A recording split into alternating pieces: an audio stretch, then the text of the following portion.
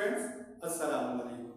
Entry test preparation के सिलसिले को आगे बढ़ाएंगे और आज का जो हमारा टॉपिक है हॉरिजॉन्टल प्रोजेक्टाइल मोशन। अब हॉरिजॉन्टल प्रोजेक्टाइल मोशन होता क्या है?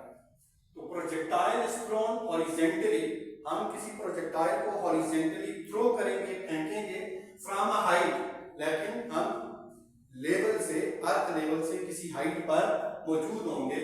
वो हाइट क्या हो सकती है? लाइक रूफ और क्लिफ, यानी हम किसी ऊंची चट्टान पे या छत पर खड़े हो सकते हैं। जैसे लेट्स सपोज ये एक हाइट है, यहाँ से एक बॉल को हम थ्रो करते हैं तो ये हॉरिजॉन्टल प्रोजेक्टाइल मोशन को परफॉर्म करेगा। यहाँ पर जो हमने इनिशियल वेलोसिटी दी उसका एक्स एक्सिस के साथ जो एंगल है वो 0 डिग्री बन रहा है। जो एक्स एक्सिस है उसके साथ उसका एंगल 0 डिग्री होगा।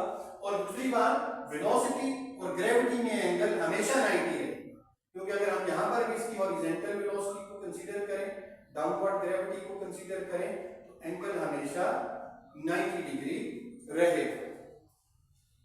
Angle between initial velocity and ground is 90। अब इस मोशन के फीचर्स भी देख लेते हैं। फीचर्स में हम फोर्स की बात करेंगे, एक्सेलरेशन की बात करेंगे एंड वेलोसिटी की बात करेंगे।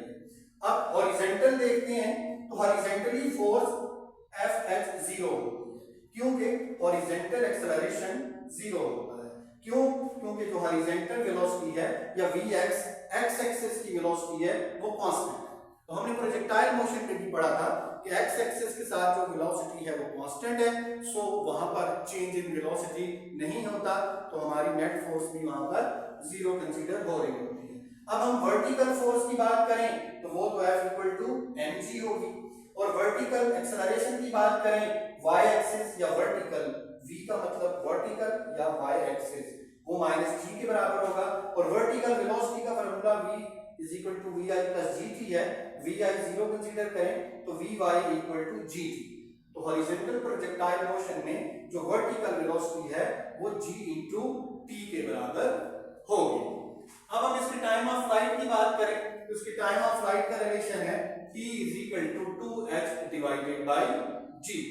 रेंज की बात करें, यानी रेंज इसकी ये होगी, जो x एक्सिस के साथ डिस्टेंस है ये रेंज होगी।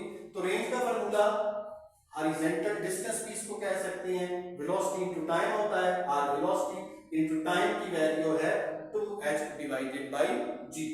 एंड थर्ड नंबर पर स्ट्राइकिंग वेलोसिटी, किस वेलोसिटी से ये बॉल जमीन के ऊपर जाकर हिट करेगा, तो उसके लिए हमें Vh + Vv का स्क्वायर, यानी हॉरिजॉन्टल और वर्टिकल वेलोसिटी का स्क्वायर लेना पड़ेगा। हॉरिजॉन्टल वेलोसिटी हम जानते हैं कांस्टेंट होती है, उसको v कह दिया, और वर्टिकल वेलोसिटी gt के बराबर होती है, यहां पर हमने निकाली थी gt के बराबर है। तो ये हमारे पास स्ट्राइकिंग वेलोसिटी का फार्मूला होगा।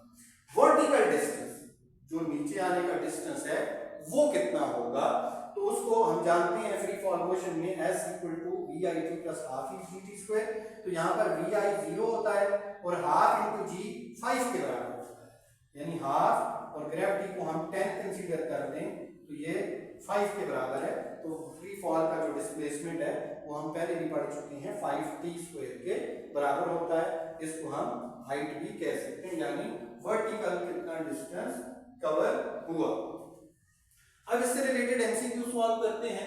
सबसे पहला एमसीक्यू है, a stone is thrown horizontally from cliff with velocity 20 metre per second. एक ऊंची चट्टान से हमने 20 की स्पीड से एक पत्थर को फेंका। The horizontal velocity after 2 second, तो पूछ रहे हैं 2 सेकंड के बाद उसकी हॉरिजॉन्टल वेलोसिटी क्या होगी। तो यहां पर अगेन आप देख सकते हैं जो हॉरिजॉन्टल वेलोसिटी है वो कांस्टेंट रहती है। अगर स्टार्ट में 20 थी तो 2 सेकंड के बाद भी कितनी रहेगी? 20 ही रहेगी। लेकिन यहां पर अगर हॉरिजॉन्टल की बजाय वो वर्टिकल कह देगा कि वर्टिकल वेलोसिटी क्या होगी, तो वर्टिकल वेलोसिटी का रिलेशन g था, तो फिर हम टाइम की वैल्यू 2 पुट कर लेते और g की वैल्यू 9.8 लेते, तो देन रिजल्ट डिफरेंट होगा। नेक्स्ट एमसीक्यू है, a projectile is launched horizontally from a cliff. एक ऊंची चट्टान से एक प्रोजेक्टाइल को लॉन्च किया जाता है। If both height and velocity are double, अगर हम उसकी हाइट को भी और वेलोसिटी को भी डबल कर दें तो न्यू रेंज क्या होगा। तो यहाँ पर आप देख सकते हैं रेंज का जो फॉर्मूला है हमारे पास ये मौजूद है, तो हम यहाँ पे लिख लेते हैं रेंज बराबर होती है velocity under root 2 into height divided by G. अब हमें यहाँ पर जो पार्टिकुलर्स गिवन किए गए हैं वो ये हैं कि आप वेलोसिटी को भी डबल कर लें, ये भी डबल हो गई, और अंडर रूट हाइट को भी डबल कर दिया। तो यहां पर हाइट को भी हमने डबल कर दिया 2h डिवाइडेड बाई जी। इस पूरे फार्मूले में अगर आप देखें तो हमारे पास ये वाला 2 भी एक्स्ट्रा है और अंडर रूट 2 भी एक्स्ट्रा है, तो बेसिकली 2 अंडर रूट 2 ये दो फैक्टर्स हमारे फार्मूले में एक्स्ट्रा आ चुके हैं। ये 2 तो फार्मूले का ही कंसीडर होगा, तो 2 अंडर रूट 2 टाइम हमारी जो रेंज है वो बढ़ जाएगी।